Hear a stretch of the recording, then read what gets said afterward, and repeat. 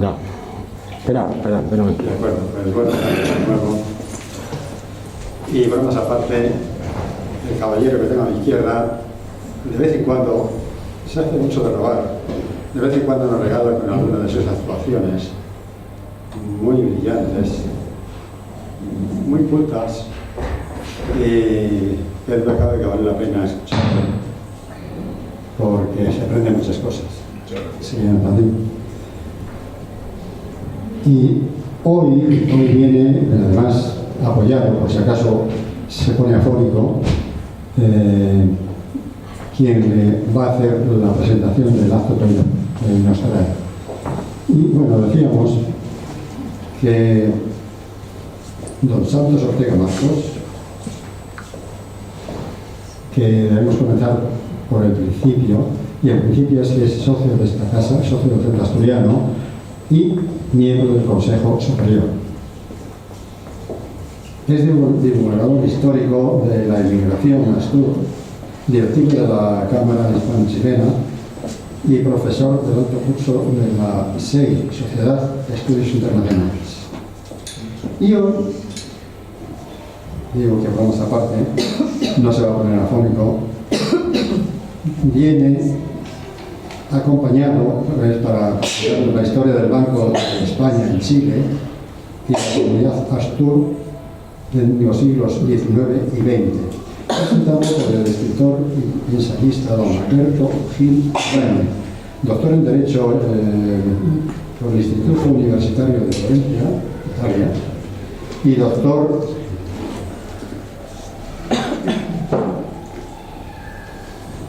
a ver si lo puedo leer. Instancias que está aprobada por la monarquía. Bueno, extraordinario en ciencias de las religiones. Y bueno, lo importante es lo que van a decir ellos. Entonces yo me guardo el papel, me callo y dejo que naturalmente pasaremos la palabra a Alberto. Pues Alberto, tienes la palabra. Muchas gracias. ¿Está? Sí. Bueno, pues buenas tardes. Constituye un placer, no es mera fórmula de cortesía, presentar hoy al economista y profesor Santos Ortega Marcos, no solo por su nutrido currículum y por el indudable interés de su charla de esta tarde, de la que luego diré algún apunte, sino por ser amigo, ejemplo y maestro de vida y de tantas cosas.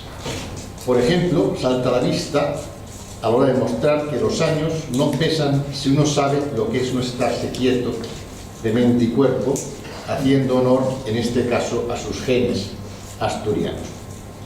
Es difícil resumir su trayectoria vital, profesional o espacial, pues en su búsqueda permanente de lo terrenal y lo sublime, no deja de dar conferencias y viajar de norte a sur de España y plus ultra, investigando la historia de este país y la de sus gentes. Pero aunque cualquier síntesis sea necesariamente injusta y reduccionista, más cuando se trata de una persona tan polifacética, debemos comenzar por unas notas biográficas. Santos ha trabajado en el sector energético como directivo en diferentes áreas, alternando como docente en varias universidades.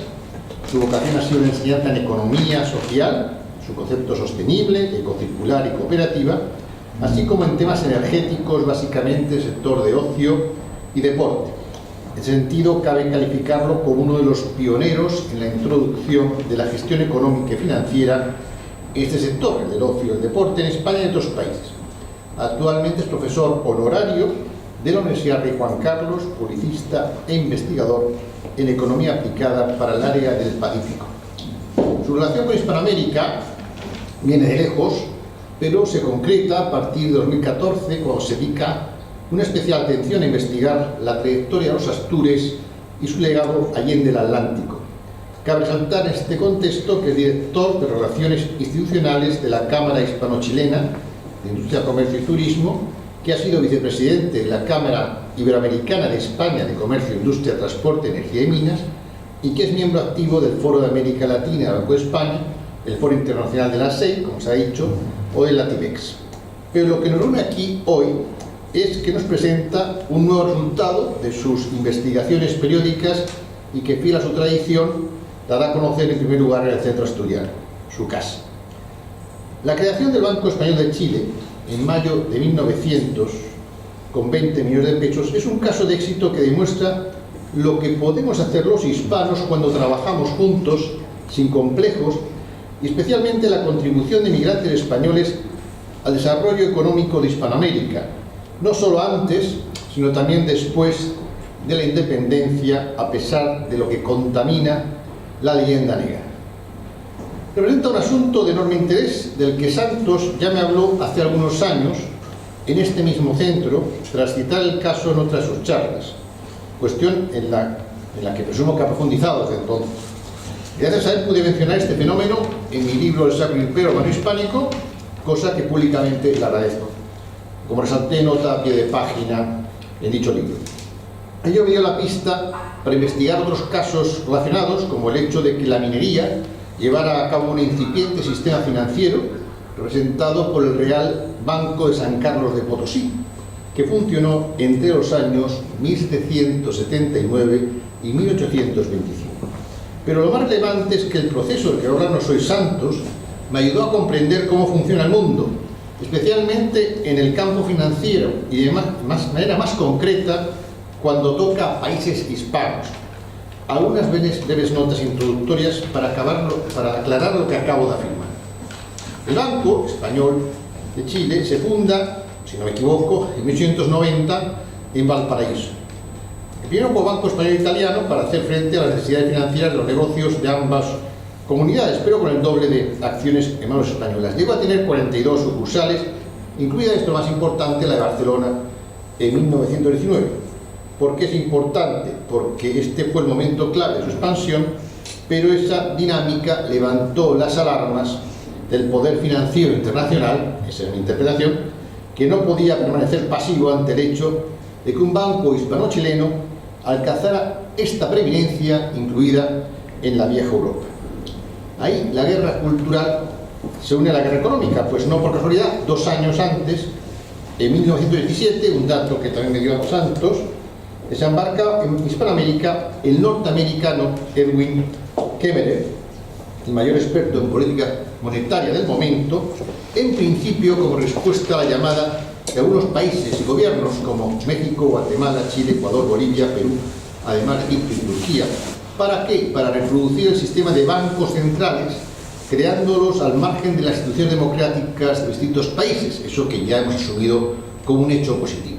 Pero en el caso de Chile se estableció por decreto, aprovechando precisamente el caso del Banco Hispano-Chileno, porque aludiendo al impago de una falsa compañía naviera, en Barcelona declaró su cierre.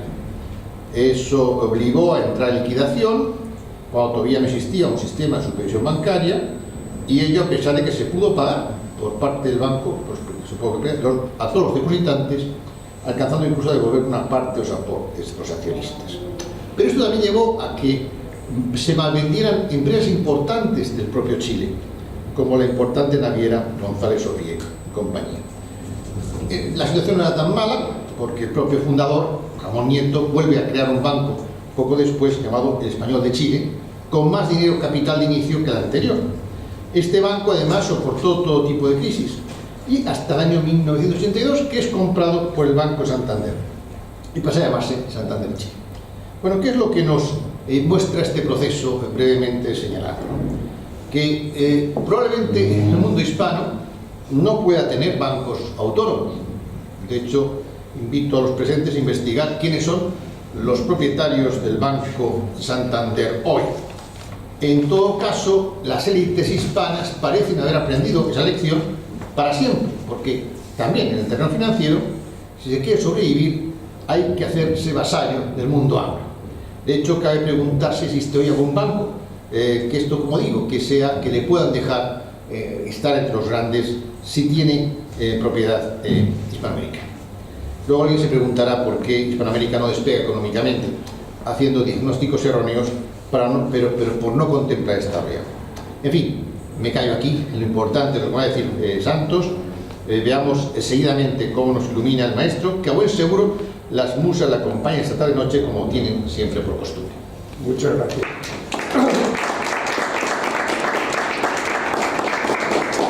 Bueno, pues no sé casi qué decir. Yo casi le dejaría a Alberto porque lo hace fenomenal. Lo primero, muchas gracias. Primero por tu amistad, segundo por estar aquí y tercero porque has hecho el resumen perfecto de lo que un poco os voy a hablar.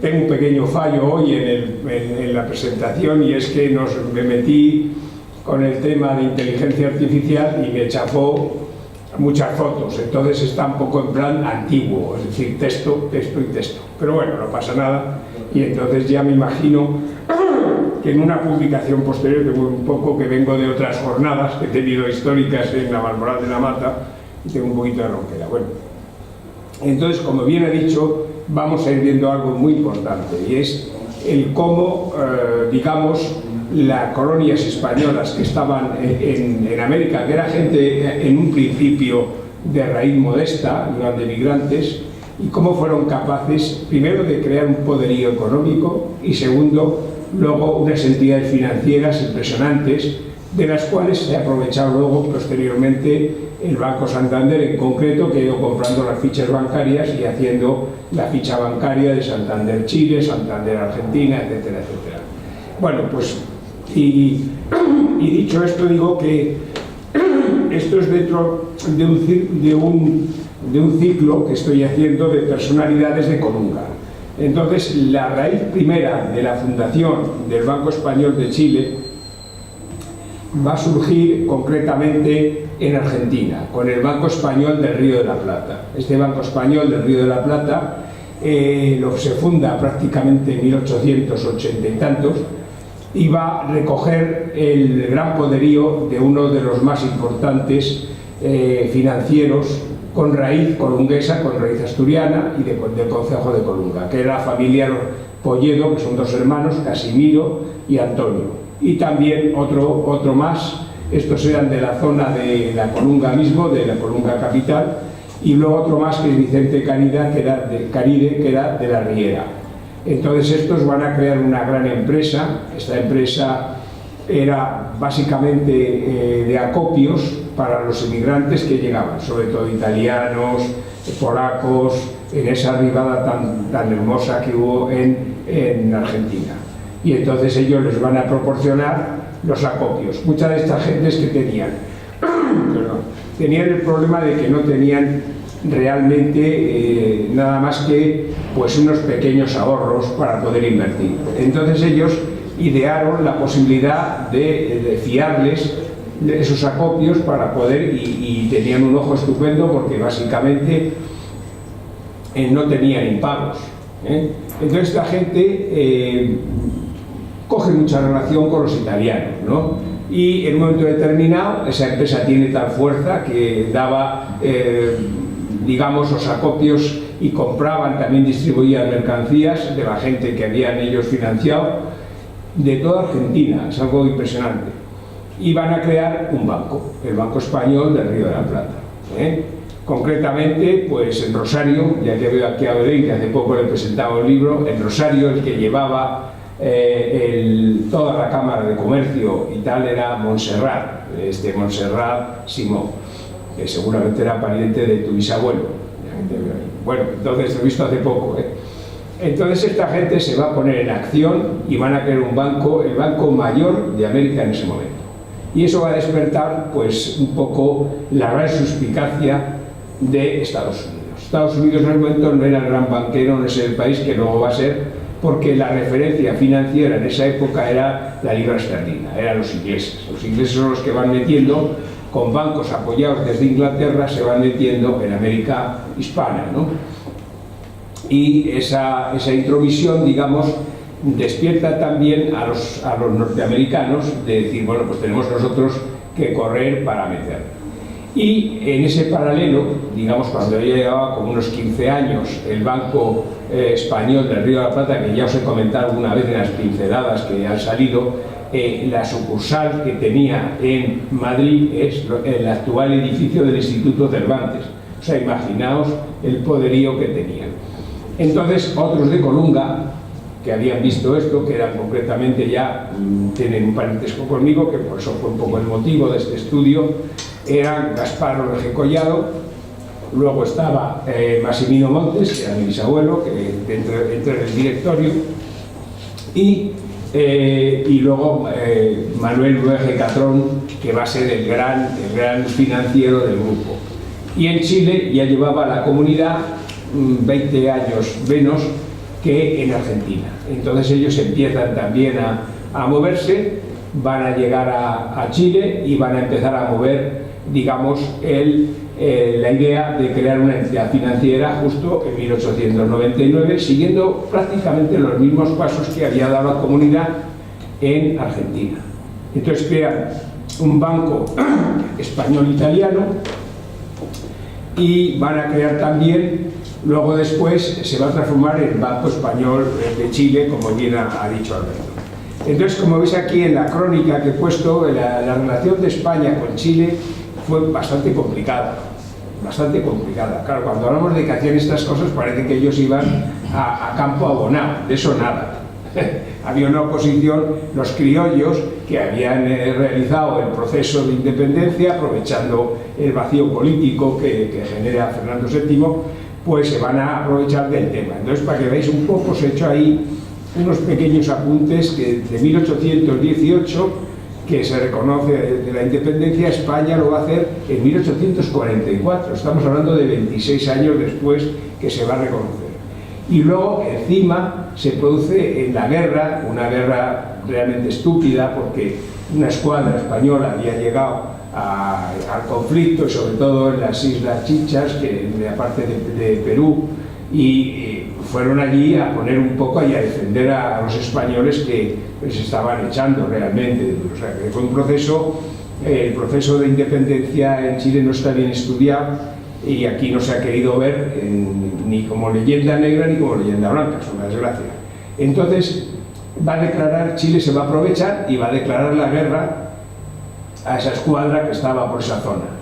Con lo cual España, de otra manera, otra metedura de pata, digamos, diplomática, va a hacer el bombardeo de Valparaíso, y esa guerra, pues que va a durar, digo guerra entre comillas, porque fue un bombardeo y tal, pero para Chile era una excusa para fomentar el nacionalismo que tal. O sea, ir contra España era llenar las carencias que tenían y un poco también hacer un vaciado de todo lo que era la herencia hispánica que tenían los propios criollos. Entonces se va a firmar el armisticio, como veis ahí, en 1871, o sea, 6 años después. Todo este periodo, la comunidad española que estaba allí, que ya llevaba afincada desde el año 35 o 30, vamos, de 1830, va a sufrir las consecuencias del expolio de sus posesiones, etcétera, etcétera. En fin, una realidad, y encima el aislamiento, porque aquí en España esto era, digamos, una jaula de grillos, y no había realmente un apoyo para esta gente que estaba allí. Mientras que los ingleses, los alemanes, tenían los bancos, apoyaban a sus filiales o a los bancos creados por sus nacionales en estos países. Esto que quede ahí, esto es un motivo realmente. Yo me quedo sorprendido que de cada 10 tesis doctorales ahora ya en tal, 7 o 8 son sobre la Guerra Civil Española, pero hacen tesis doctorales que serían fundamentales para conocer la historia de España también en América. Pero bueno, ahí lo dejo, para que si hay gente que quiera que se meta con ello. En el año 83 se vuelve otra vez, eso sigue estando en stand-by, se consigue esa especie de armisticio y de reconocimiento y tal, porque estos asturianos que os comento van a hacer el entierro de Prat y de Serrano en la guerra que habían muerto en Iquique, en el conflicto no de España, ya es en otro conflicto entre ellos.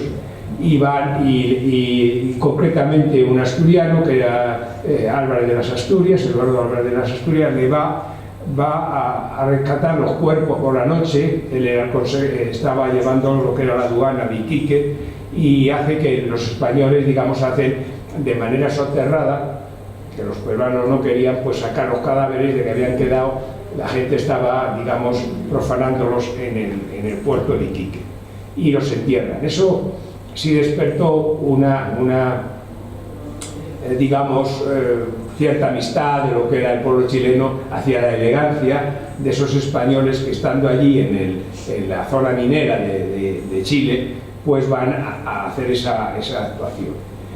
Veis que luego ya hasta el año 57 pues prácticamente va a haber unos vacíos, incluso no había prácticamente muchas veces ni embajador. O sea que cuando veáis un poco la descripción, que luego es rápido, que es siguiendo pues el esquema que muy bien ha presentado Alberto, del Banco Español de Chile, pues van a trabajar con estas, digamos, imponderables. Cuando realmente se consigue ya una posición bastante buena es cuando se hace una reforma constitucional propuesta por otro de origen asturiano, que fue Rafael de la Presa, que, como he comentado alguna vez, pues va a conceder a los hispanos que estaban allí la posibilidad de ser chilenos sin perder su nacionalidad. Mientras tanto tenían que ser españoles por narices. No les dejaban los criollos, aquellos se habían quedado con un feudo, y eso ocurre en Chile y ocurre en otras de las repúblicas, digamos, de esa época. Para que tengáis un poco una pequeña referencia, entre 1880 y 1900, que se va a crear el banco, pues en Valparaíso había ya había la generación de relevo y había 437 industrias y comercios hechos por españoles, y pasa en el 1900 a ser 1600. O sea, esa da una idea del dinamismo que había en esas generaciones.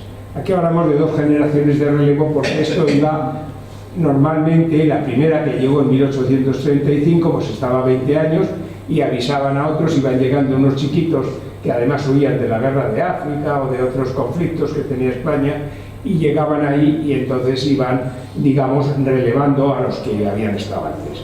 En el caso de mi familia hubo hasta 5 generaciones de relevo, o sea, casi 100 años, 100 y pico años de gente que volvía luego normalmente en una buena posición económica. Y pasa en 1900 y había 1600 comercios y tal. Eso da una idea en Valparaíso, que era el puerto principal y la ciudad principal allí. Son 20 años de una actividad excepcional. Es un sector fabril e industrial que no había prácticamente, porque prácticamente los criollos se habían quedado con las tierras, bien porque eran de su familia o bien porque españoles que los habían echado, se quedaron con las tierras. Y ya aparece un sector financiero y bancario en esto, prácticamente en 1900. En la zona norte y centro es donde van a estar la mayoría de los españoles. ¿Veis? Unos 13.000, estamos hablando entonces en esa época de una comunidad de prácticamente 18.000 personas, una colonia, y 13.000 están en la zona, sobre todo lógicamente Valparaíso, 4.276 españoles, y también Santiago, que era la capital administrativa, 5.660. Aunque hay que decir que los mayores negocios y tal estaban en Valparaíso, que era el gran puerto del Pacífico. En la zona centro y sur ya las cuentas ya son más pequeñas, lógicamente había 1.397 sobre 877.000 chilenos, y como veis ahí, el único sitio que tenía un poquito más o uno más de referencia era un poco pegado a la zona de Valparaíso.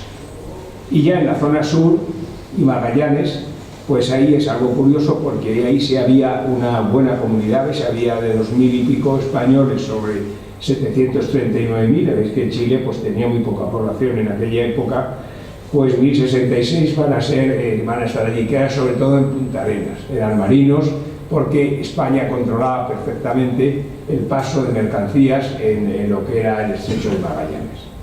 Bueno, las finanzas, fijaros qué importancia económica tenía Chile, de todas maneras, que $1 era 3 pesos, luego va a pasar, como veremos, en muy pocos años a 8 o 9. Esa fue la preponderancia del dólar. Mientras que la fuerza, como decía antes, va a estar en la libra esterlina, en los ingleses. Bueno, los dos de la comunidad sur que van a abrir esa brecha son uno, Fernando de la Vega Cortés, que era de la zona de Panes, que Panes sabéis que queda pegado a Santander, a la zona de Santander, Peñamellera, esa zona, y luego el otro era Vicente Luege, que es la parte de los que he dicho importantes de la zona de Colunga. Entonces estos van a ser los que van a ir, y luego va a ser hoy día los herederos de esta gente son los demás poderío económico que hay en Chile. Por poner un caso, pues una de las mayores empresas de comercio que tiene 24.000 empleados, yo siempre digo que es el Corte Inglés de allí, se llama Falabella, que de origen que está en otros países también. Pues Falabella, el que lleva ahora mismo la gestión, el CEO de allí, pues es un español, uno de origen español, O sea que eso nos da una idea de la importancia que tiene. Y todo ello porque el de la Vega pues tuvo como 16 o 17 hijos y se van a casar luego muchos con los de las otras ramas del orden. O sea que la gente va a montar una gran eso. Mientras tanto, os decía, por seguir un poco en lo que muy bien ha presentado Alberto, pues va a estar en Estados Unidos, van a empezar a surgir los bancos de inversión, porque hasta en ese momento eran bancos de depósito, de comercio, pero no de inversión para infraestructuras, porque estamos hablando de la época de la llegada de los trenes, de ir mallando industrialmente la zona. Y entonces el principal va a ser el famoso JP Morgan, que tan conocido en la última crisis que hubo, y ellos van a empezar a crear una regulación. Aunque habían aprendido en Inglaterra de los bancos estos de inversión, va a ser Estados Unidos la que se va a ir metiendo. El estudio de estas figuras es muy importante para esa, digamos, suplantación de Inglaterra por parte de Estados Unidos y el nacionalismo norteamericano. Bueno, al mismo tiempo se está creando en el sistema bancario español, va a surgir a raíz de la crisis del 98. O sea, ¿por qué? Porque las colonias, y concretamente Cuba era un emporio enorme, una cosa, y tenía, digamos, hasta instituciones. El Banco de Cuba era un banco fuerte, sólido. Y bueno, pues se van a dar cuenta de ello en la metrópoli, empiezan a darse cuenta y se van a ver los bancos, que no creáis que llevan tanto tiempo. O sea, se había hecho antes la labor en América, en América hispana, como bien he dicho antes, ya se había hecho en la época, digamos, de que estaba, digamos, bajo la administración, digamos, española, en los virreinatos, pero se va a cuajar, digamos, modernamente en esta época. Entonces el Banco Hispanoamericano, que va a ser el banco realmente tutelar de estos bancos que están haciendo los emigrantes, se crea en 1900, el Banesto en 1902, luego el Central del 19, el Banco Popular el 26, ¿ves? Es una muy cercana. Y luego estaba la banca, esto era en Madrid, o sea, siempre Madrid ha tenido una potencial de mentes financieras. Y la otra estaba en el norte, la gente del norte, concretamente por eso la Comunidad Astú también va a desarrollar ya más tarde bancos, el Banco Pastor, en fin, una serie de bancos. Y en ese momento todavía son los vascos, que los vascos eran nuestra, digamos, era nuestra élite de navieros para lo que era, digamos, la zona, toda la zona de los virreinatos españoles. El banco de negocio más importante va a ser el Banco Urquijo, ya sabéis, fundado en 1918 y con orígenes vascos. Ahí estaba también la banca Rossi, que va a entrar ahí, y va luego a cuajar con el Pacto de Jarilla, se va a fusionar con el Banco Hispanoamericano. Entonces, estos bancos le van a dar un soporte que, ya digo, antes no habían tenido, y le van a dar un soporte a los bancos que van a ir creándose, tanto el Banco Español del Río de la Plata como el Banco Español Italiano, que se crea a finales, como bien ha dicho, 1899, se pergeña. ¿Y por qué lo hacían con los italianos? Pues muy importante, porque los emigrantes que habían llegado españoles se asociaban mucho con Italia, porque Italia tenía mucho prestigio en crear instituciones, tenía mucho apoyo estatal, es decir, la inmigración italiana siempre estuvo apoyada por su país, por sus gobiernos. De hecho, cuando llega, digamos, que va a llegar el fascismo ya en los años 20 a Italia, pues va a haber un movimiento bastante, digamos, de entusiasmo fascista en las colonias italianas que había en los diferentes países. Entonces, bueno, se crea en 1900, los italianos van a aportar mucho, son un poco los maestros de los españoles que han llegado. Lo que estaba claro es una cosa, que los que se iban allí eran chicos espabilados, porque el que no valía le devolvían Asturias o, en fin, o le abandonaban allí. O sea, aquí no había que ser espabilado, y los italianos, que eran muy espabilados, pues eran los maestros de los españoles. Bueno, la colectividad italiana era impresionante. Yo esto ya presenté en otro trabajo sobre mi bisabuelo. Entonces tenían pues Cámara de Comercio, la Sociedad Patriótica Italiana, digo que está muy influenciado esos años que van incluso posteriores a la Primera Guerra Mundial por el fascismo. Y bueno, Sociedad Tal, la Compañía de Bomberos, y los españoles van a ir haciendo como una réplica de lo que tenían los italianos, ¿sabes? Y bueno, la creación del Banco Español de Chile fue impresionante. Ahí están los principales, digamos, accionistas.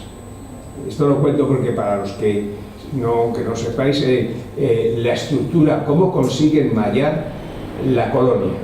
Entonces, como veis, el pionero y líder va a ser un tal Fernando Rioja, que era el presidente, va a ser el presidente del banco, y ellos tenían acciones propias 1.370, ¿ves? En la primera columna, y propias por poder ya 2.565. Quiere decir que para hacer rápidamente la extensión de los accionistas no se podían permitir el lujo de se va a hacer la convocatoria, como ha hecho ahora en la fusión del Sabadell con el banco de Bilbao Vizcaya, ¿no? El BBV.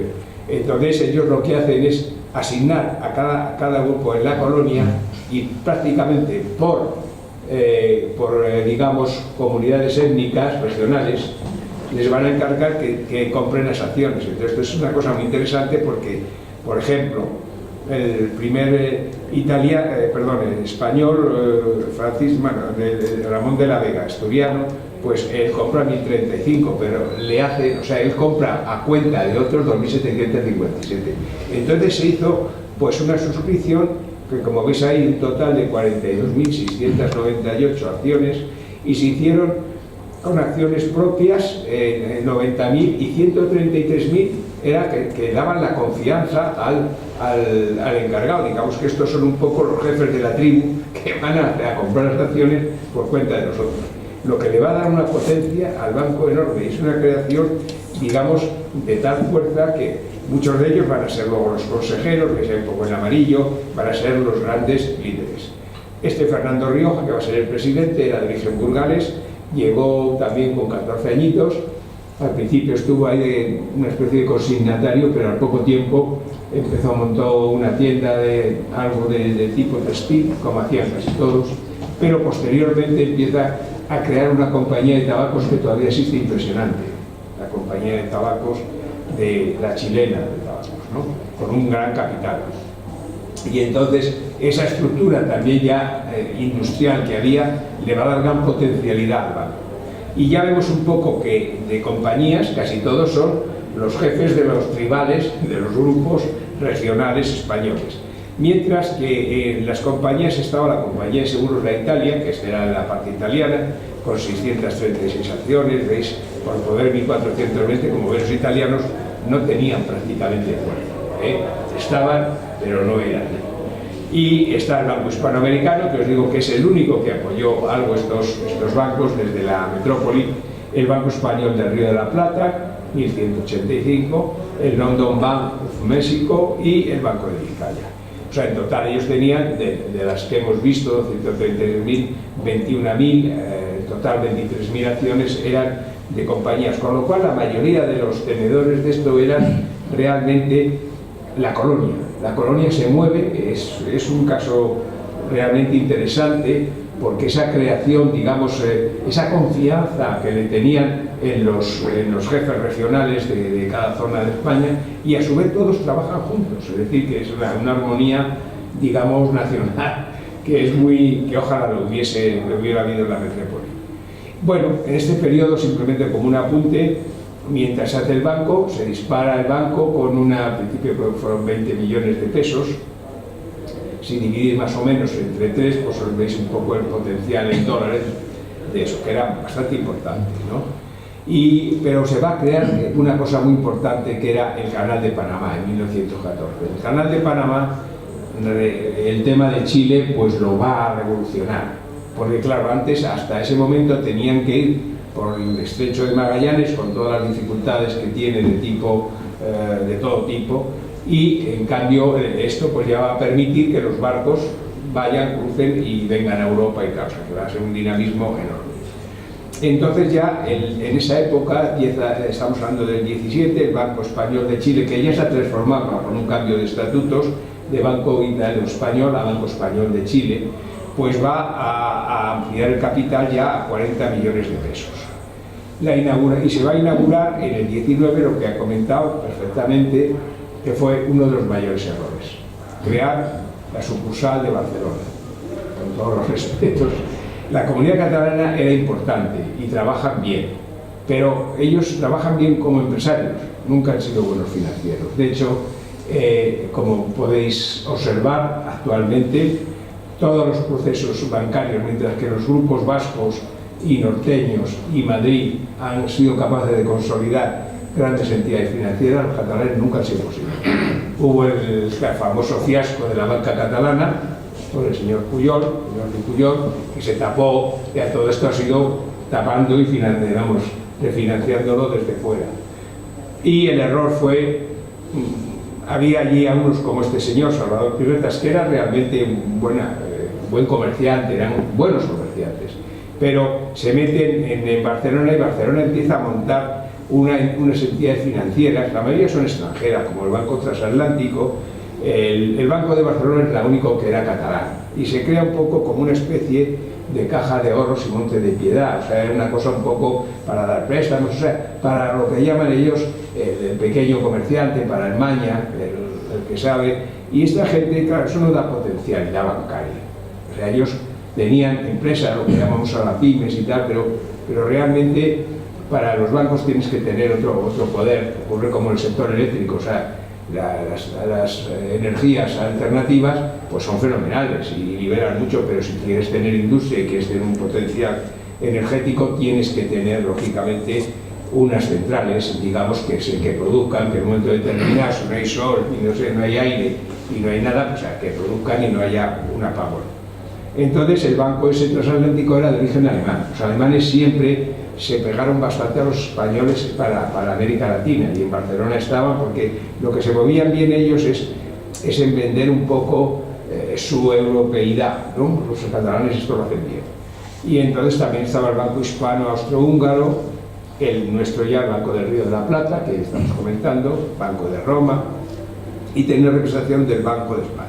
Entonces, como digo, realmente esta sucursal y tal, que se va a crear allí y eso, pues va a sufrir dos cosas. La primera es la corrupción que ya había entrado, y un poco el asalto que se había hecho por ella. Digo, a no ser financieros bien, pues se daban los préstamos y había un cierto descoloque en el caso de la agencia catalana. Todo esto que digo me ha llevado 25 años estudiar este tema, porque realmente no hay ningún trabajo hecho sobre el Banco Español de Chile.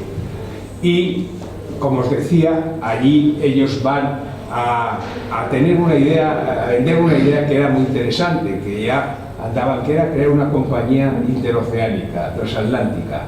Sabéis, en esa época, en 1920, tenéis que situaros que es la época que realmente ya, digamos, había acabado la Primera Guerra Mundial y había un dinamismo, y entonces los alemanes pues se meten en Barcelona a través de crear una gran compañía que España no había perdido, lo había tenido anteriormente, pero la perdió, que era tener barcos potentes para todo. Y entonces venden la idea de crear la interoceánica viendo hacia Chile. Bueno, realmente ahí, pues como veremos luego después, se crea, pues, se hace una estafa, porque realmente se hace una compra del banco, le piden dinero para comprar un barco, que era un barco realmente ya bastante, digamos, a un barco que, con muchos años, o sea, se monta una estafa, en una palabra muy bien ahí, y encima ellos habían fichado a gente que habían tenido ya mala fama, estafadores, en el Banco de Barcelona. El Banco de Barcelona, que era un banco hecho con un buen propósito de ayudar a la gente más humilde, como una especie de caja, ya digo, de ahorros, pues va a ser uno de los fiascos tal. Y eso va a arrastrar, va a entrar también en el Banco Español de Chile, sucursal de Barcelona. Entonces, bueno, ahí va a tener un problema y eso va a ser unos problemas acotados que, como veremos, deciden ya cerrarlo porque se dan cuenta tal. Entonces esto ha llegado de Barcelona, llega claro a Chile y tal, la gente empieza a sospechar. Y mientras tanto también se produce un hecho fundamental y es el recibimiento en Chile, porque se va a celebrar el 4º centenario del descubrimiento de Magallanes, de lo que fue el paso, el estrecho de Magallanes. Y entonces el 4º centenario, pues el rey piensa que un primo suyo, que era Fernando María de Baviera y Borbón, que era un infante, pues que fuera como representante de España, y deciden llevarlo además con una especie de fantochada con el mejor acorazado que teníamos en ese momento, que era el acorazado España, un acorazado que estuvo hasta en la Guerra Civil, llegó a la Guerra Civil, luego ya, pues aunque participó en la Guerra Civil, pues estaba en Ferrol, en reparaciones, pues básicamente. Entonces este barco se va a meter, van a ir con el barco, como dándole mucha fuerza,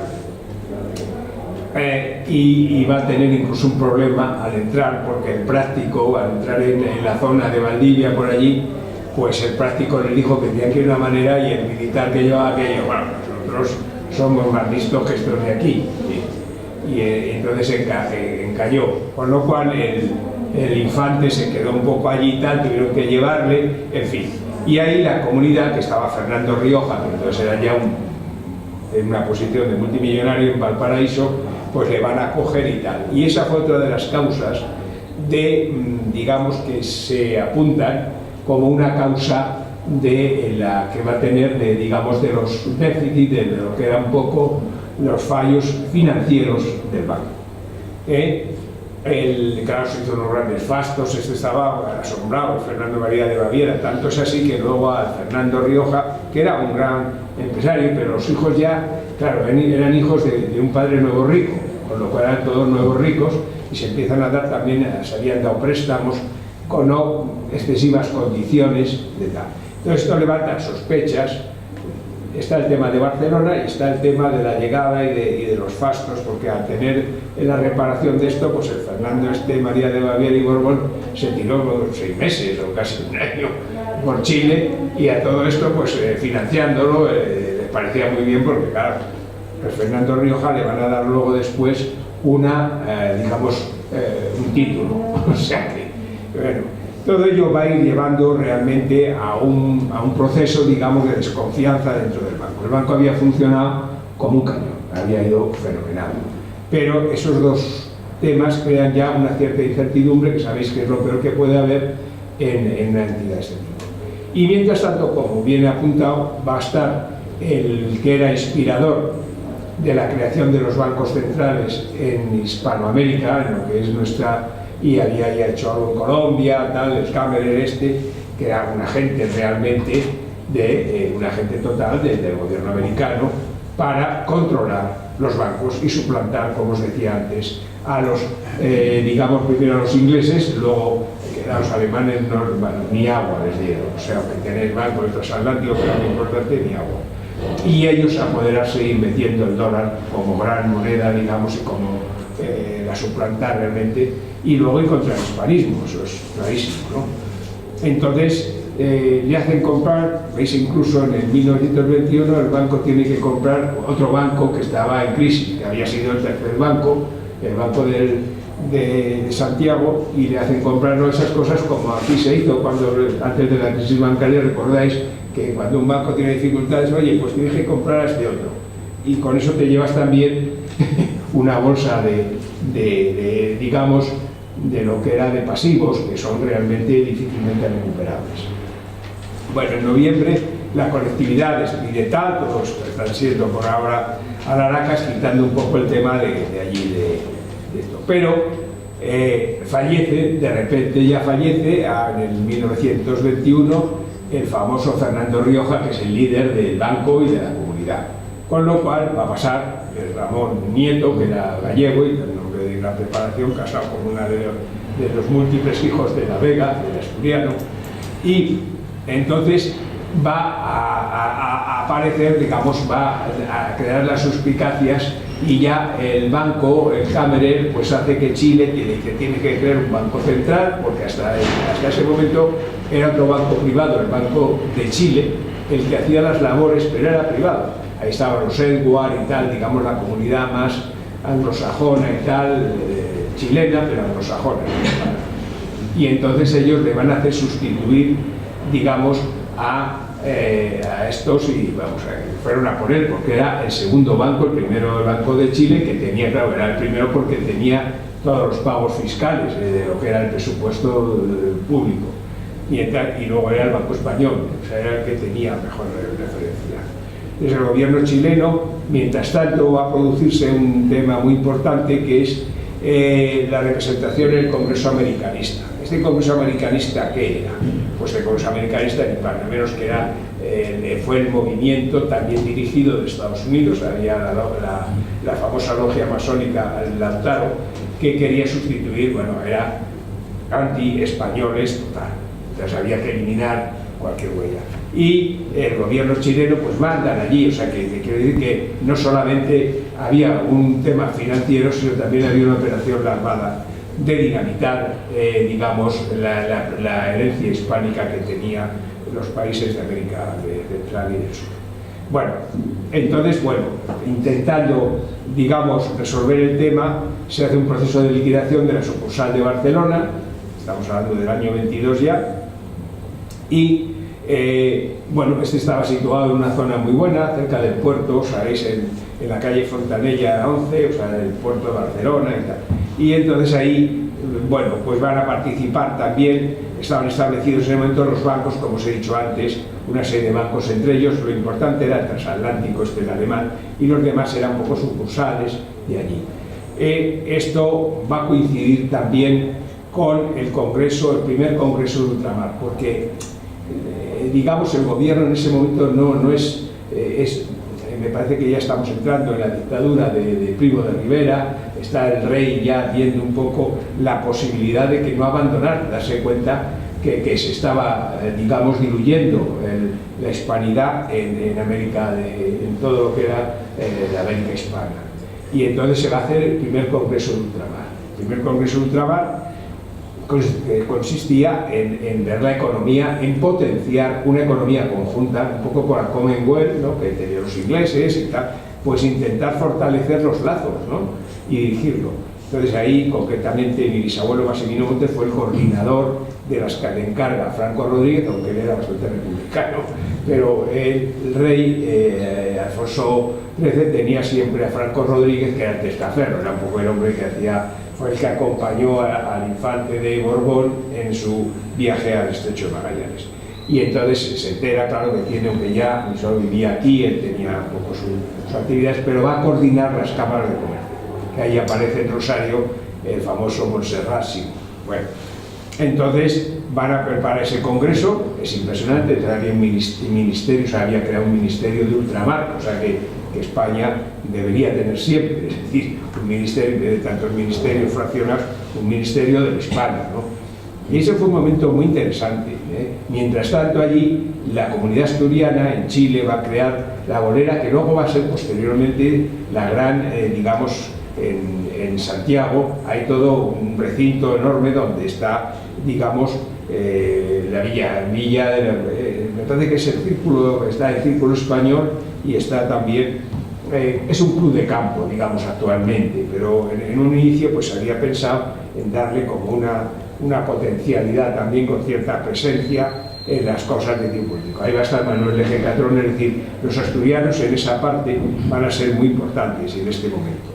Entonces ya entre el 23 y 24 se va a crear la Liga Regionalista, ya sabéis un poco la Liga, que es un poco el movimiento catalanista, es cuando ya surge, además que se les había dado la posibilidad de crear la famosa, eran entonces las expos estas que empezaron a hacerse, pues allí en Barcelona, pero digamos en el Congreso de Comercio de Ultramar, el que estuviera dirigido desde fuera de tal no les gustaba mucho a los catalanes. Los catalanes, ese fue un periodo que ellos quisieron suplantar lo que era España, realmente lo que era la metrópoli aquí desde Madrid y tal, se había abandonado digamos, el americanismo. O sea, entonces se intenta retomar a través de estos congresos y en estas exposiciones que se dieron universales ahí, pues la potencialidad del comercio y de lo que es una unión económica con los países hispanos. Mientras tanto, el Banco Hispano de Chile, el Español de Chile va a funcionar, es más, con una generosidad enorme, va incluso en los terremotos, que hubo varios terremotos en esa época, va a hacer las prestaciones para mandar el dinero, digamos, esa especie de quijotismo que nunca nos abandona. Entonces, se acuerda en el año 23 ya, pues hay que eliminar como sea lo de la sucursal, porque os decía, había una serie de pleitos, aquello estaba muy complicado, ¿entiendes? Hubo algún desfalco, ya digo, de los de empleados que se habían cogido del Banco de Barcelona, que ya habían hecho el desfalco en el de Barcelona, algo increíble. Entonces hay una serie de juicios que yo no he entrado, esa es la parte que me queda un poco de este trabajo, hay algunas ciertas referencias que lo saqué de los archivos de La Vanguardia, y digamos hacia estos pleitos de gente que estaba dinamitando de alguna manera la propia sucursal, ¿no?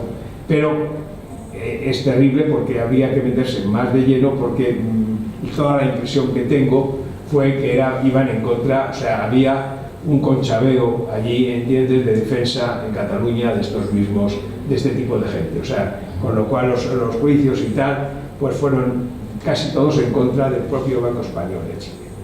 Entonces, mientras tanto, se va a producir también el primer robo tipo, digamos, lo que ya estaba ocurriendo en América del Norte, que eran los atracos, los asaltos a bancos, ¿no? Y curiosamente, el primer asalto a un banco lo hace un grupo que llamaban los Apaches. ¿Sabéis quién eran los Apaches? Pues ahí lo pone, ¿no? Era Durruti, Ascaso, o sea, anarquistas españoles, y hacen un asalto en la calle San Diego a una oficina, no del Banco Español nuestro, sino del Banco de Chile. E incluso pues dos empleados, un poco en la ingenuidad, se agarran al coche, una persecución, les disparan y los matan. Pero estos se llevan un gran botín y se escapan luego, van a Francia, donde van a preparar un atentado contra el rey. Y entonces, bueno, sepáis este detalle, que el primer asalto que hubo en Chile a una entidad financiera pues fue Durruti y Ascaso, bien conocidos. Sabéis que luego va a morir en el frente de Madrid, prácticamente se cree que asesinado por los agentes de Stalin. Bueno, y comienza el proceso de quiebre y liquidación, entonces ya el banco no puede seguir adelante, con lo cual realmente rápidamente toman una decisión, que es una decisión importante, de decir, bueno, esto sabemos que está mejor el banco de lo que se dice. Entonces, ¿qué hicieron? Lo que se llama una operación acordeón. A cero, o sea, los que tenían los accionistas pierden todo y a su vez vuelven a invertir. O sea, tienen que recapitalizar otra vez el banco. Con lo cual eso le pareció muy bien. Habían encargado todo esto ya a un tal Philip, que hace de liquidador, que era del gobierno chileno, ya digo, todo muy inspirado por Cameron y Estados Unidos por detrás. Entonces, como ellos consideran que el capital está saneado, dicen, vamos incluso a aumentar el capital. O sea, no solamente se va a ser un capital, en ese momento habían cerrado con 40 millones, como recordáis, y le van a poner 60 millones. O sea, que le van a dotar mayor. Dicen, ya iremos recuperando. O sea, porque claro, muchos de los créditos, esto que está, cuando se dice que hay un agujero financiero, pues en el proceso de liquidación hay que hacer una labor de rescatar las deudas. Y entonces, en ese rescate, ya os apunto que eso duró una friolera de 30 años, pero al final se rescató todo, con lo cual se demuestra realmente esto, el trabajo que hizo el Philip que lo hizo bien, pero bueno, no dejaba de estar inspirado por lo que estaba inspirado. Pero lo que es interesante es la rapidez con la que actúa la colonia española en Chile. Y, sinceramente, y lo único que cambian es que en vez de llamarse el Banco Español de Chile, era Banco Español-Chile. O sea, se quita la B, para que, bueno, o sea, otra entidad, jurídicamente, quede lo que era el pasivo, digamos, a rescatar, la liquidación, en otra entidad jurídica, ¿no? Y así lo hacen y luego ya digo que funcionó perfectamente. Bueno, siguen los juicios a todo esto por acá, en Barcelona, tal, y nombran el superintendente, no doy la data con esto ya, y se va a constituir una Cámara Chilena de Comercio, que por cierto de inteligencia artificial no se entera de nada, porque yo son cosas que ya he sacado, digamos, y tengo la referencia, y le preguntas y dice, no hubo ninguna. Pues sí hubo. La primera Cámara Chilena de Comercio se hace en Barcelona. Incluso yo creo que en Barcelona sigue habiendo una, no sé si te recuerdas, Ramón, hay allí una herencia de ese tema. Bueno, entonces ellos se dan cuenta, porque digo, los catalanes son un poco pícaros, pero no son tontos, desde luego, son mucho más listos que otros. Y consiguen de alguna manera, pues van metiéndose, como veis, pues la banca Marsans, el Banco Anglo-Sudamericano, en este caso tal, el Banco Exterior de España y el Banco Alemán Transatlántico, y van a crear una cámara de comercio ante, digamos, el vacío que había de este tema. Y van a comunicárselo allí. Y curiosamente, fijaros, este año se crea la gran compañía que sigue existiendo, que es importantísima, la Compañía Interoceánica, Transatlántica Interoceánica en Chile, en Valparaíso. Lo crean un grupo chileno. Era la idea inicial, que hemos dicho que la crisis empieza en 1922, o sea que 8 años antes era el proyecto ese, lo hacen los chilenos. Entonces ahí hay un interregno a investigar interesantísimo. ¿Por qué? Porque es, digamos, un complot y hoy día esa compañía sigue existiendo. Es una compañía de containers que lleva, bueno, una de las grandes empresas chilena e internacional. La participación en diferentes sectores del banco, cuando se produce esta liquidación, ¿qué pasa? Pues hombre, muchos de los concretamente en el caso familiar, mis abuelos, pues que había sido del board de allí en Valparaíso, pues ya no reinvierten, otros sí, pero logran realmente consolidar las compañías de seguros, que eran impresionantes, porque las compañías de seguros le proporcionan un colchón al banco, pero siempre, porque los siniestros, ¿sabes?, se ingresan muchas cantidades y luego los siniestros, pues ya ellos se encargan de pagar menos, con lo cual generan un pasivo estupendo. Luego sociedades agrícolas, ganaderas y pesqueras, sociedades de ocio cultural institucional, sociedades inmobiliarias, empresas comerciales, industriales, financieras y energéticas. De hecho, hay un estudio en esa época, de los años 30 y tal, que el Banco Español Chile, que ya no es español de Chile, español Chile, de nuevo, pues va a tener a los mejores consorcios, junto con el banco que os digo de Chile, que siempre va a ser el de los Edward, son los, como digo yo, finolis anglosajones, pues va a tener una fuerza enorme con otros grupos de migrantes. Por ejemplo, pues gente de los croatas, que van a ir sustituyendo a los españoles, y otros grupos de gente migrante. Entonces el banco se hace ya en el año 70, hemos dado ya un salto. El banco va a ir funcionando bien, con todo esto, muy financieros, os decía que era gente que tenía uno de los directores del Banco Español Chile, era un tal Hostalé, que era de origen maño, de Zaragoza, y actualmente su nieto es el gran CEO de Falabella, como aquí vimos hace poco, otros de Colunga habían creado LATAM de Chile, la mayor compañía aérea de toda Hispanoamérica. Y curiosamente en el 70 también le van a hacer coger los activos y pasivos del Banco del Pacífico. O sea que cuando había que sanear fiascos, tenía que estar el Banco Español ahí haciendo estas cosas. A todo esto también hubo una cierta prensa, tengo que decir, y sobre todo en Barcelona, en contra de tal, y que eran como, en fin, los 4 préstamos estos que luego se recuperaron, pero de la familia de Fernando Rioja o de otros de allí, prebostes un poco de la colonia, pues era una cosa, había que disparar sobre el hilo, ¿no? Y sobre todo los pobres emigrantes. O sea, en vez de haber un apoyo y una solidaridad desde aquí hacia allá, lo que ha hecho es que la comunidad de esa gente, hoy día ya están en la 3ª o 4ª generación, son chilenos totalmente, que la parte hispana pues ni les suena, una desgracia. Entonces este banco va a cogerlo y va a aparecer ya unas convulsiones sociales importantes. Va a ser elegido Salvador Allende con la Unidad Popular, siento que no ha estado nuestro amigo Danilo, que viene porque está enfermo, y le hubiera encantado un poco y podría habernos aportado alguna cosa. La Unidad Popular va a ganar las elecciones el 3 de noviembre de 1970, y va a hacer un proceso. En ese momento Chile tenía una crisis social muy fuerte, y va a hacer un proceso, digamos, de estatalización de las empresas, un poco siguiendo el modelo cubano. Sabéis que ya la hija de él, Beatriz Allende, una gran revolucionaria, ya se había educado en Cuba.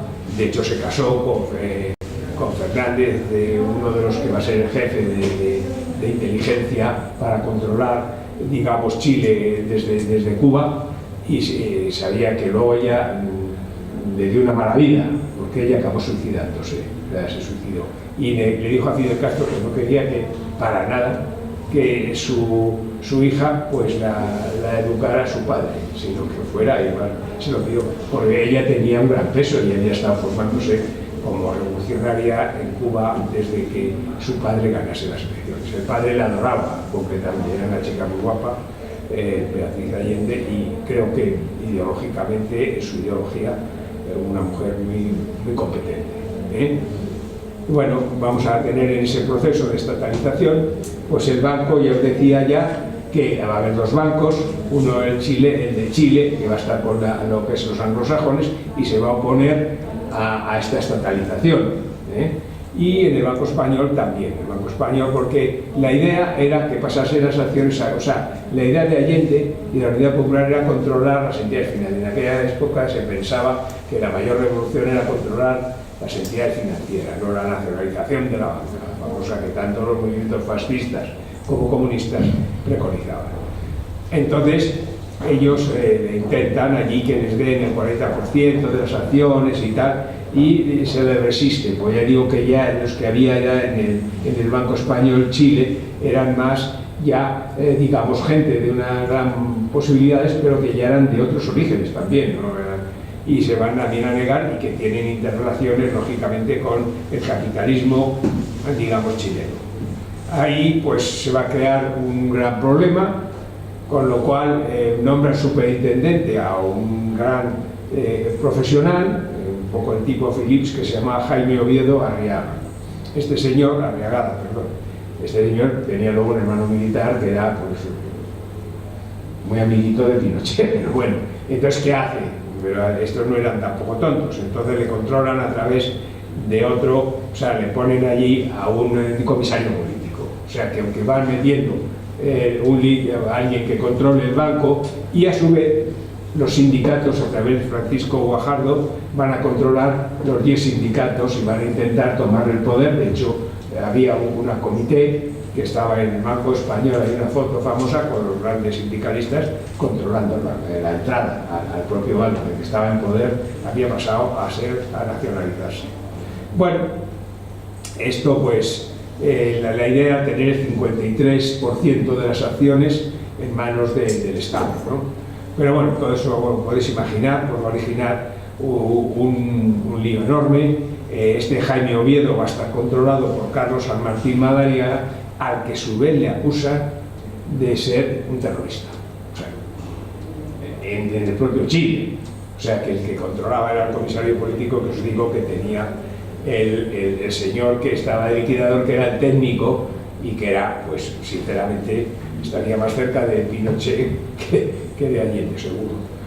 Entonces intentan controlar, eso produce unas tensiones enormes, imaginaos, dentro del banco, e incluso pues va a llegar el gobierno de España en ese aspecto. Fijaros que estamos hablando del tardo franquismo, que decían, el final del franquismo, año 71, y va a hacer incluso unas misiones a la época de los López Rodó, de los tecnócratas Opus, y van a mandar incluso una misión financiera que intente allí dar, o sea, de alguna manera el franquismo no tuvo, mientras que otros sectores capitalistas ya estaban claramente en contra del gobierno de Allende. España no fue, digamos, incluso hay una misión que va a hacer López Bravo en el año, veis, en marzo del 71 allí. Pero mientras tanto se estaba moviendo el capitalismo, y lógicamente el Fondo Monetario Internacional pues empieza a hacer. ¿Quién controla el Fondo Monetario Internacional? Pues eso. Y los bancos después pues van a tener, digamos, esto va a estar muy controlado por Estados Unidos, lógicamente. Es más, Veis ahí, esta es la noticia que os aporto del año 72, donde dice: la policía desarticuló un grupo activista de extrema izquierda.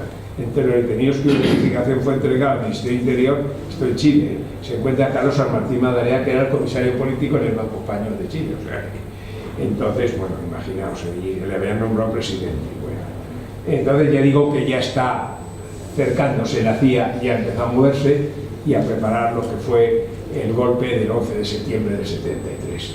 Entonces se da el golpe, ya le niegan concederle préstamos a través de, digamos, entidades importantísimas como el Banco Interamericano de Desarrollo, con lo cual es una banca muerta, por decirlo de alguna manera. Pues si tú no tienes un colchón, no tienes el cordón umbilical para en determinados momentos poder, digamos, actuar sobre la liquidez del sistema, pues es realmente peligroso.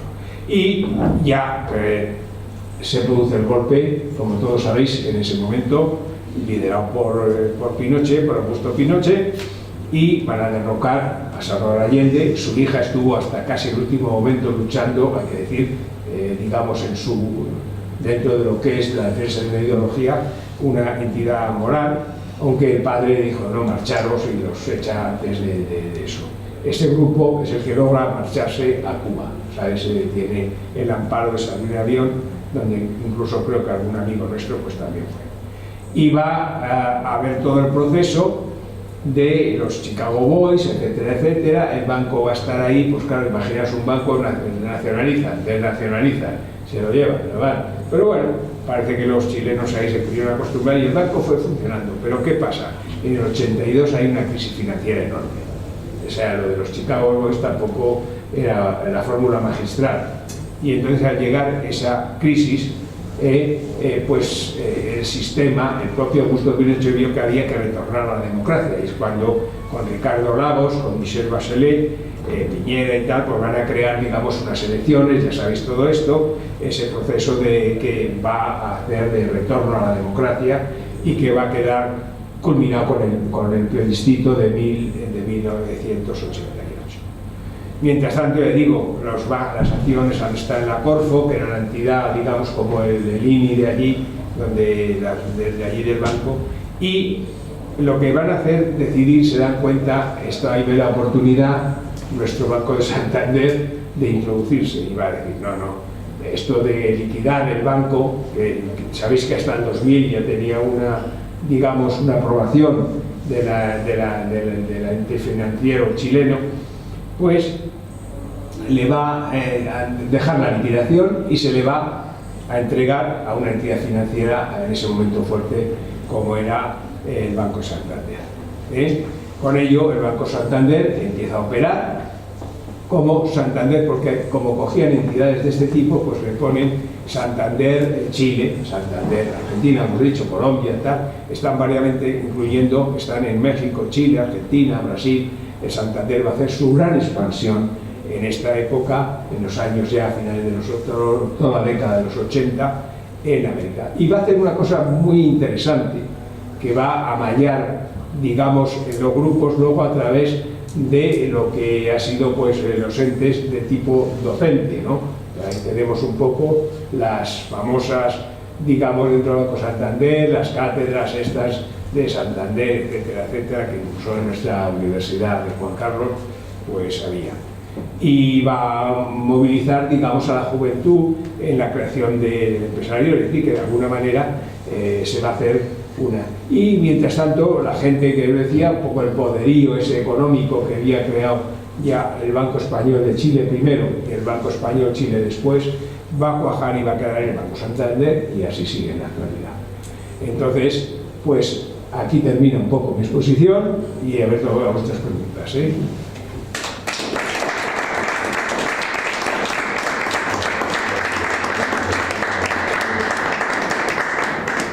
¿Tenéis así alguna pregunta? Porque si no, la parte divertida la tenemos ahora, que nos tomemos y celebremos la Navidad, que para eso estamos aquí.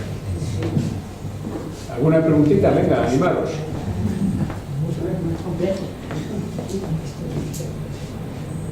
Tan difícil es lo del banco, Marisol. Bueno, Alberto, Perdón. que sé que Alberto... No, voy a Has hacerte hecho- una pregunta que quisiera hacerte, A Marisol. ver, Has hecho un trabajo muy profundo de investigación, sí, sí. muy grande, ¿eh? Yo quisiera, sinceramente, hacer en su día una publicación. Lo que pasa es que esto, pues realmente ya hablé algo que se puede hacer con una entidad como puede ser la Embajada de Chile.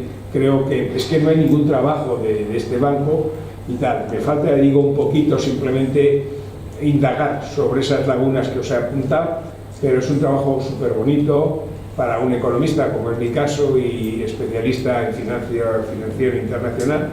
Y bueno, creo que también lo dejo abierto por si alguien a través luego de estos vídeos quiere hacer una tesis doctoral sobre el tema, que recibirá pleno apoyo mío, documentación, es decir, que se la dejo casi hecha. Gracias. Bueno, si no se anima nadie, pregunto yo. Quería, abundando lo que te he dicho en la presentación, ¿cuál es tu visión como economista y como estudioso de la economía de Hispanoamérica, especialmente del Cono Sur, las razones de la decadencia económica de Hispanoamérica justamente con después de la independencia? Porque realmente cuando va Humboldt allí, pues todavía América era un polo comercial, unía por el balón de manita Asia, América y Europa, había empresas transnacionales, realmente había mucha industria. De repente, en poco tiempo, claro, hay razones variadas, ¿no? Pero ¿cuáles, según tú, como economista, son estas razones por las que América Hispana deja, quiebra prácticamente y sigue con una situación económica muy complicada a día de hoy, ¿no? Si tiene algo que ver con el tema financiero, o ¿cómo lo ves tú? Bueno, el tema es súper interesante. Yo puedo dar una opinión después de 21 años, digamos 25 años trabajando estos temas. Pues lo que sí he visto realmente es que se produce en ese periodo de transición que hemos visto que fue tan conflictivo, se produce una disociación entre, digamos, que los que preconizan lo que se llamaba independentistas, por decir, entre comillas, eran los criollos. Los criollos se agarran, aunque ellos luego son hispanos, tal, pero se agarran a tal y lo venden muy bien las logias anglosajonas. Las logias anglosajonas, la Lautaro en especial, es una gran, digamos, un gran foco de la política anglosajona y básicamente norteamericana, porque se divorcian de los ingleses, ellos van e intentan, desde Filadelfia, pues siempre ir metiendo y en contra de España. Entonces, hacen como una especie, entre medias en España se ha producido la guerra de la independencia, no sé qué, todos los líos estos, el rey que vuelve, que el rey absolutista, en fin, había un desmadre aquí que de alguna manera es una decepción para todos los liberales que habían luchado contra los franceses aquí, los libertadores que ellos llaman allá. Y entonces, al producirse eso, hay como un borrado muy bien estructurado de lo que era el hispanismo. ¿Entiendes? Eso que tú has aportado muy bien en tu libro, en tu trabajo, que era tal, se borra. Mientras que los ingleses fueron suficientemente inteligentes de al vacío, digamos, político, por decirlo de alguna manera, tienen una gran identidad cultural que veis que ahora se está otra vez reforzar la anglosajón. Aquí no hay una hispanidad, un hispanismo que vaya a dar ese soporte. Entonces los criollos están. Entonces esto que se encuentran esta gente, que eso sí tiene, los que iban de aquí de relevo, tal, pues se encuentran allí no les dejaban ni asociarse. O sea, ¿sabéis cómo se fueron creando en las colonias, por ejemplo en Chile en concreto, las colonias, cómo lograron que les dejaran asociarse? O sea, ver a 4 españoles juntos ya era un problema. Entonces, ¿qué hacían? Bueno, los españoles fueron muy hábiles en eso, digo los de allí, ¿no? Los de aquí. Entonces, ellos lo que hacían, creaban rondallas, y la rondalla, eso les gustaba, porque era la música, entonces se juntaban como rondallas, y luego las rondallas acabó siendo, pues, que hacían bailes. Y eso también a los criollos y a la gente que era de origen hispano, pues les iba, claro, nos iban a ir. Los ingleses estaban bien para la cosa de los negocios y tal, pero luego para casar a la hija o para el otro, para ligar, pues era más divertido lo de las rondallas y tal. Y entonces eran rondallas, y entonces ya te fueron permitiendo eso. Después de eso, el siguiente paso, antes de hacer lo del banco, fue crear, como les quemaban, muchas veces les quemaban los comercios, pues entonces crean las sociedades de seguros y a su vez crean las compañías de bomberos, que eso era muy prestigioso allí. Y eso estaba muy aceptado por la comunidad chilena, porque eran gente que iba a apagar los incendios, que eran voluntarios, ¿no? Entonces empiezan a crearse las bombas españolas, primero en Santiago, luego Valparaíso y así en todos los lados. Entonces fueron de alguna manera amallando una especie de hispanismo, digamos, folclórico, y eso sí estaba aceptado. Y como luego empiezan a relacionarse los comercios, los hijos, tal y pues claro, eso ya al final va de alguna manera cambiando las actitudes de la gente chilena, porque los que ya eran chilenos, y entonces empiezan a aceptar porque al final su cultura pues era la misma nuestra. Entonces ya con las canciones, los bailes, y no van a bailar ellos, yo qué sé, lo que bailen los croatas, no tiene nada que ver. Entonces eso hace que en el año 1920 disminuye las colonias de todo, porque había habido la guerra mundial, los italianos, los alemanes, los ingleses, y en cambio la española sube, seguía creciendo por eso. Es decir, que ellos hacen como una conquista, digamos, psicoafectiva o folclórica del tema. Y luego van metiendo el banco, ya llega el ente financiero, tal. Y esa fuerza de actuar tan en conjunto, tan tribal, es la que le da la fuerza al banco para pasar de ser un banco que crea, es nuevo, y que de repente es el segundo banco del país. ¿Entiende? Lo que pasa es que luego, es lo que decía, no ha habido un apoyo de la metrópoli. Sí, A ver, no, Belén. yo quería hacer una pregunta, porque no sé, vamos por la calle y vemos mucha gente que son de Sudamérica y demás. Claro, este tipo de inmigración es diferente a la inmigración que llevamos los españoles hacia allá, ¿no? Que es una inmigración pues dinámica, Opuesta, una Entonces, inmigración yo quería opuesta. saber tu opinión, si esta es una inmigración la que nos está viniendo, porque se están cambiando los papeles en el siglo XXI. Antes Bueno, íbamos yo para allá, ahí no te podría, yo creo que ahí... y ahora vienen para acá, Claro, no sé es- en realidad si es que vienen a producir o vienen a No, lo que pasa que ya esta es una sociedad, en algún aspecto es una sociedad europea, más desarrollada, y ya, digamos, esos huecos que nosotros hicimos allí, digamos que fue crear esa estructura financiera, industrial, que se creó por esta gente, pues realmente aquí a ellos no les hace falta. Quizás son los chinos los que realmente están buscando la manera de crear una plataforma de salto hacia, yo por lo menos la comunidad china es la que he visto más interesada unos años atrás, que yo estaba más en contacto, en saltar, que España sea el trampolín, cuando he ido a China y tal, fuera el trampolín hacia América y tal. Luego realmente al tener ya la plataforma de los países estos, entiendes, de Venezuela, etcétera, que son más de socialismo populista, pues es más fácil, entiendes, que España, porque ellos van, intentan de alguna manera introducirse y se introducen más fácil por la vía política que no por la... Pero ellos siempre, de hecho el primer tren que se crea desde el tren de la seda, digamos, que viene con productos chinos, atravesando sin tocar otros países europeos hasta Madrid, pues lo hacen ellos. En cambio, yo no tengo un estudio muy tampoco fuertísimo sobre las comunidades estas, digamos, hispanas en nuestro país. Pero yo creo que ya ellos lo que hacen es adaptarse aquí, lo que hacen es ya más coger y decir, bueno, pues yo voy a hacer unos ahorros en algún caso y me compro luego, pues les gusta, como decían los españoles, hacerse algo allí en Colombia, en Ecuador, donde sea, y poder luego en un momento determinado el retiro, pues irse allí. Pero ahí digo, no soy de esa parte no soy especialista.